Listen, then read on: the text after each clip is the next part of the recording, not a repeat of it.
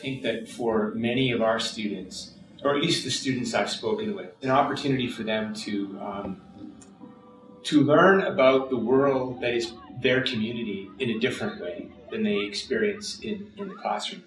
And it's exciting because it's real. I've heard students use that language about it being real. In other words, it's not in their words, but in mine, more of an authentic environment in which they're learning within the community. They see this kind of as an extension of their classroom. And for a number of our students, their world is expanded because of this experience. Their world, in their words, is kind of small. I think there's a sense of freedom when students are able to go into a different environment. They see it still as a learning environment, but it's different. And for many of them, it's new.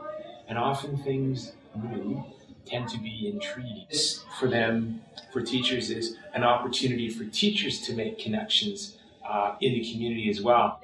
But I think the difference in museum school is they're actually present and there. They get to go to that space and get to understand it and understand what it means for them, not just at that particular time, but I think what it means for them in their world and how some of the experiences they have through museum school extend far beyond just that time they have in that space, and how it kind of enhances what they see as a significant part of their world. The confidence that builds in them, and they get to see where they want to go in the future.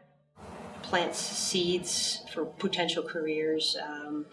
They get to dream big, work hard, just as they talk about at museum school. Meeting Dr. Sillers, he was like a huge impact on me.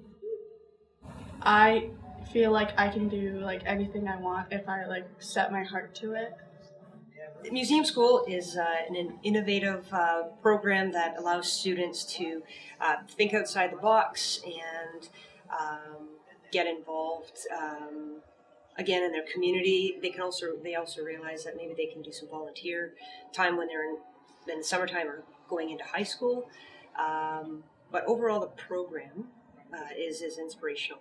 This is such a fabulous hands-on program, particularly this year with its change in the social studies curriculum based on Aboriginal Studies and First Contact. This is Aboriginal Studies and First Contact live. I mean, the longhouses and the cooking, the archaeological dig, and how day-to-day life of Aboriginals work. And with First Contact, I could never replicate this in the classroom.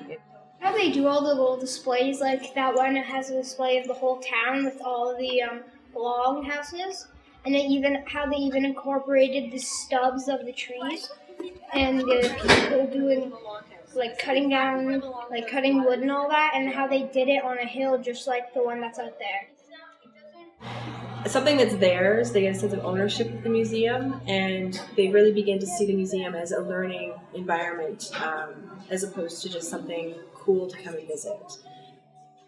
Learning that how much people evolved from those years, because it started off with people just, all they could do is hunt, then they hunted and gathered, and they would train dogs, and then they ended up being able to live and farm and hunt and gather and do all those things without having to go everywhere, and how they could conserve the meat so they wouldn't have to hunt as much. It's really neat how that sort of interaction sort of evolves throughout the week. By Friday, this is their classroom, and they sort of behave in that way.